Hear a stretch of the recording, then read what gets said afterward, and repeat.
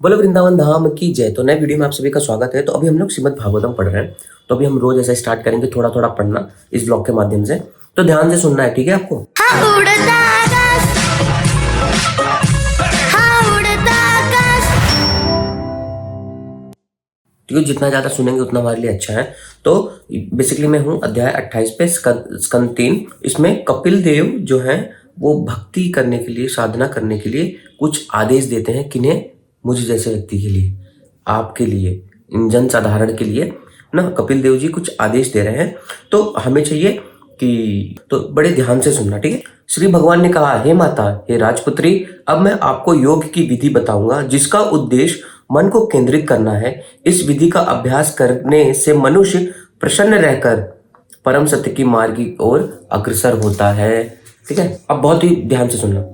मनुष्य को चाहिए कि वह अपने नियत कर्तव्यों को अपनी शक्ति के अनुसार सर्वोत्तम ढंग से संपन्न करे, और जो जो कर्तव्य उसके लिए निर्दिष्ट नहीं है उसे ना करे। उसे ईश्वर की कृपा से जो भी प्राप्त हो उसे संतुष्ट रहना चाहिए और गुरु के चरण कमल की पूजा करनी चाहिए। समझ में आया क्या बोले? कितनी सुंदर चीजें, एकदम सिंपल बताए कि जो भी व्यक्ति को मिले उसमें उसे संपन्न होना चाहिए और अपने गुरु के चरण में गुरु के चरण की पूजा करनी चाहिए। मनुष्य को चाहिए कि परंपरागत धार्मिक प्रथाओं का परित्याग कर दे और उन प्रथाओं से अनुरुक्त हो जो मोक्ष के मार्ग प्रशस्त करने वाली है। उसे स्वल्प भोजन करना चाहिए और सदैव एकांतवास करना चाहिए, जिससे उसे जीवन की परम सिद्धि प्राप्त होगी। ठीक है।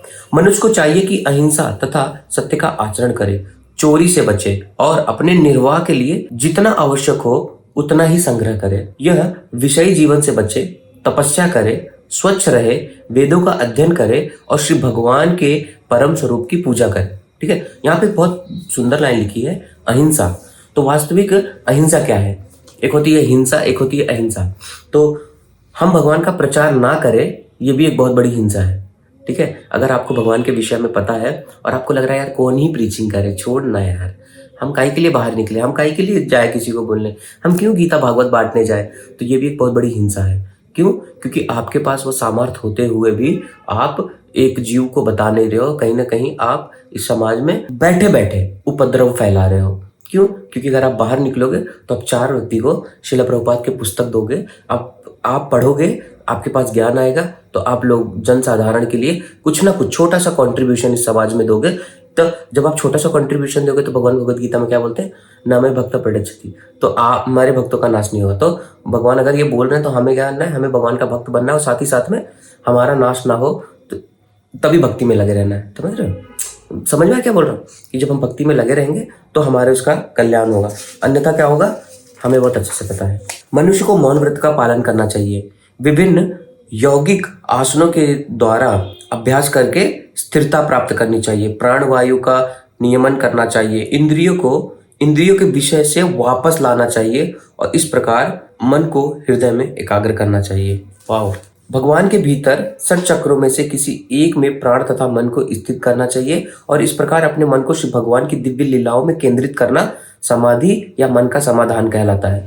तो जैसे हम बहुत सारे लोग कहीं ना कहीं कुछ चीज में स्टक रहते हैं ना, तो बताया ना कि समाधान कहलाता है। तो समाधान हमें तब मिलेगा जब हम भगवान की लीलाओं का स्मरण करेंगे और भगवान से जितना, एक बार ना कौन सा मैं सुन रहा था, हाँ, परम पूज्य गोपाल कृष्ण महाराज का ना एक कोट मैंने ऐसा देखा था। बोलते थे कि हमारे सारे समस्याओं का सिर्फ एक कारण है, अच्छे से जप नहीं करना, और हमारे समस्याओं का हल है अच्छे से जप करना। अगर मैं अच्छे से जप कर रहा हूँ तो कोई समस्या आएगी नहीं, और अगर मैं अच्छे से जप नहीं कर रहा हूँ तो हमें समस्या आएगी। देखो ये भौतिक जगत ऐसा, मतलब उस क्लास में मैंने ऐसा सुना था। तो ठीक है, एक श्लोक और पढ़ते हैं फिर चलते हैं। इन विधियों से या अन्य किसी यथोचित विधि से मनुष्य को दूषित तथा भौतिक भोगों की तरफ सदैव आकृष्ट करने वाले अपने चंचल मन को वश में करना चाहिए। इस प्रकार अपने आप को पूर्ण पुरुषोत्तम भगवान के चिंतन में स्थिर करना चाहिए ना। हिज होलीनेस भक्ति करुणा में बनमाली स्वामी महाराज की एक पुस्तक है ना, human mind is thinking machine.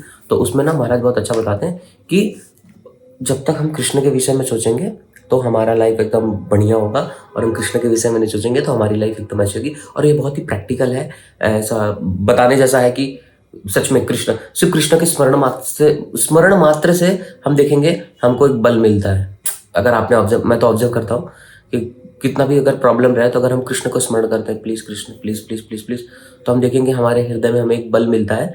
तो क्या करना चाहिए हमें, तो रोज़ गीता भागवत पढ़ना चाहिए, ठीक है। हम जितना ज़्यादा पढ़ेंगे हम उतना ज़्यादा हमें अच्छा होगा, और प्रचार हमें करना चाहिए। नहीं प्रचार करेंगे तो क्या कर रहे हैं हम लोग, हिंसा। तो अब हम चलते हैं आगे, देखते हैं आज के दिन में क्या होगा। जो भी होगा, इंपॉर्टेंट बात, चैनल अभी के अभी सब्सक्राइब करो, ठीक है। हरे कृष्ण। बोलो श्री वृंदावन धाम की जय, बंसी वारी की जय, जय जय श्री राधे श्याम सबको मिले श्री वृंदावन धाम।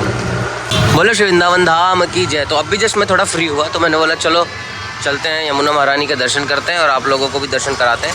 सुबह से मतलब एक्चुअली गर्मी भी बहुत है ना ब्रज में, तो इसके लिए मैं ऐसा ज़्यादा खास बाहर निकला नहीं, बट अभी थोड़ा निकला हूँ, तो आप लोगों को लेके चलते हैं यमुना महारानी के दर्शन के लिए। जय राधा मदन मोहन, राधा मदन मोहन राधे, जय राधे राधे श्री राधे, जय हो मदन मोहन भगवान की जय। आज थोड़ा सा भीड़ कम लग रहा है क्योंकि गर्मी की वजह से, वरना गर्मी ना हो तो लोग भी ज़्यादा हो। जय हो मदन मोहन भगवान की जय।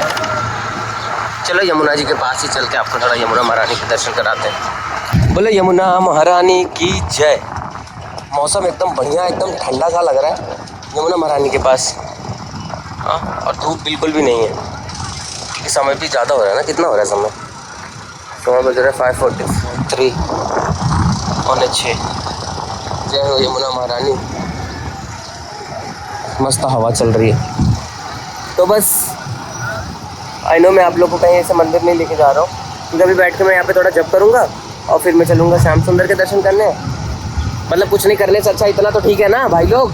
जस्ट मैंने देखा किसी ने यहाँ पे लाके ऐसे थैली फेंक दिया, मैंने उनको समझाया भी, मैंने बोला यार थोड़ी तो यमुना महारानी है, थोड़ा तो कदर करें हम, बट क्या कर सकते हैं, कुछ कर तो सकते नहीं ना। तो इसके लिए तो जैसे मैंने प्रोजेक्ट कालिंदी के बारे में आप लोग को कल डिस्कस किया था ना कि हमने यमुना क्लीनिंग के लिए करेंगे, थोड़े दिन में, ज़्यादा नहीं 2-4 दिनों में हम उसका प्लान कर रहे हैं। और हाँ, एक सबसे बड़ी बात ये है कि कल मतलब अगर आप आज ब्लॉग देख रहे हो तो इस्कॉन रोहिणी में रहूँगा मैं, ठीक है, क्योंकि कल वहाँ पे ना रामायण का ड्रामा होगा। तो फिर वही अपने को एक रोल मिला है जटायु का, हुड़का का जटायु का रोल प्ले करेगा। हाँ, बट आपको अनंत धामदास बुलाना है, तो हम जाएंगे इस्कॉन रोहिणी कल। आप आज ही ब्लॉग देख रहे हो ना, तो आज ही मैं आपको मिल जाऊँगा। अगर आप कोई दिल्ली का है देख रहा है तो आप वहाँ पे आ सकते हो। जस्ट मैं फ्री हुआ तो मैं बोला चलो पहले श्याम सुंदर के दर्शन करें। अब देखोगे यहाँ पे पीछे की पूरा एकदम टूट गया ना, तो पूरा कितना चेंज हो गया। अब यहाँ से कितनी छोटी सी रास्ता हो गई। और कुछ पुरानी वीडियो देखोगे और अभी का देखोगे तब आपको समझ में आएगा। ये वही वॉल है जहाँ पे भगवान का पेंटिंग बना हुआ है। अब देखो कितना बदल गया है ना। यहाँ पे पहले तुलसी महारानी हुआ करती थी, बट अब बोले जगत गुरु श्रील प्रभुपाद की जय। बहुत दिनों के बाद ऐसा देखने को मिल रहा है ना। चलो यहीं से जाते हैं, यहीं से एंट्री लेते हैं, प्रभुपाद के दर्शन करते हैं। जय श्रील प्रभुपाद। जय कृष्ण बलराम, कृष्ण बलराम।